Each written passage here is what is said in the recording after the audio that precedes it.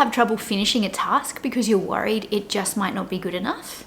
Do you find yourself procrastinating, perhaps being worried that you won't be able to do something well enough and not doing it at all? Or have you ever made a mistake or had a setback and it's felt like the worst thing ever? If you said yes to any of these, then there's a chance you might be a little bit of a perfectionist. Perfectionism seems to be almost revered in today's society. We seem to love people who can do it all, look perfect, be perfect, but the reality is, perfectionism is more than just about having high standards for ourselves and striving towards our goals. Perfectionism is when we strive for flawlessness. We set excessively high standards for ourselves, and mistakes and setbacks cause us to have overly negative reactions and even feelings of shame and guilt. Perfectionism can be thought of as a bit of a maladaptive coping strategy.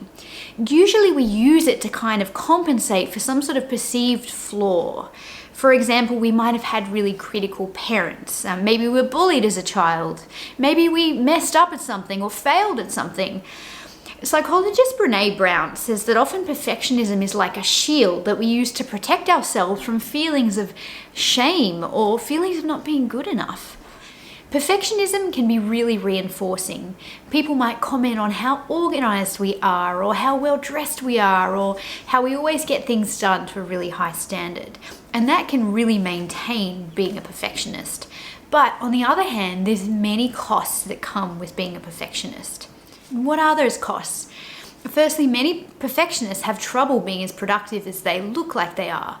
They might be so busy being self-critical that they begin to procrastinate or avoid difficult tasks because they're worried about getting it wrong or it not being good enough. Secondly, perfectionism has many costs on relationships. We may find that our perfectionistic ways stop us from being fully present and engaging with those around us. We may have trouble being vulnerable or letting people in, which can be really hard. Also, perfectionists may have really high standards for themselves, and as a result, they might project those standards onto others and expect that because they're really good at something, that others should be too. And this can rub people up the wrong way because they may not hold those same high standards. And lastly, perfectionism can have a lot of detrimental effects on our mental health as well. Perfectionists often are very self-critical and they often feel inadequate no matter how hard they try. So they're kind of on this treadmill of always working so hard, but then continually raising their benchmark.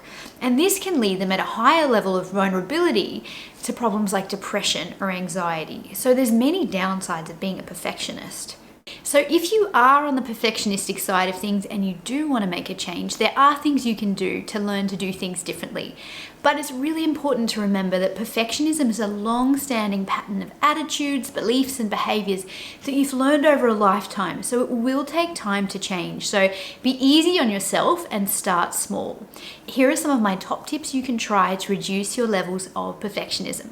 Practice developing self-compassion. Now, I like to think of self-compassion as the antidote to perfectionism. In a nutshell, self-compassion is about treating ourselves like we would treat a friend or a loved one who is hurting.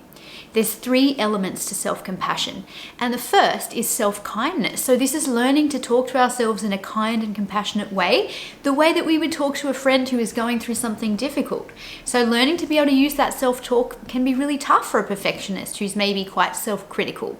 So next time you have a failure, it might just be learning to say to yourself, it's hard to go through a failure or setback, or it's hard not to do well at something I really value. The second component of self-compassion is this idea of common humanity. And that's this concept that we're all humans and we all feel pain. We've all felt shame. We've all failed at something. And the sooner we can recognize that, the better, because it allows us to connect and recognize that you're not alone in how you're feeling. This is part of being human. And the third element is mindful acceptance. This is really tough, but as a perfectionist, you've probably learned to avoid those difficult feelings like shame and self-judgment by being perfect. So you've used perfectionism to not have to tolerate those difficult emotions. Learning to accept and tolerate difficult emotions is hard. Next time you feel a wave of shame and that maybe that not good enough story playing, take some time to mindfully notice those feelings, allow it to be there, sit with it, and recognize that it will go away.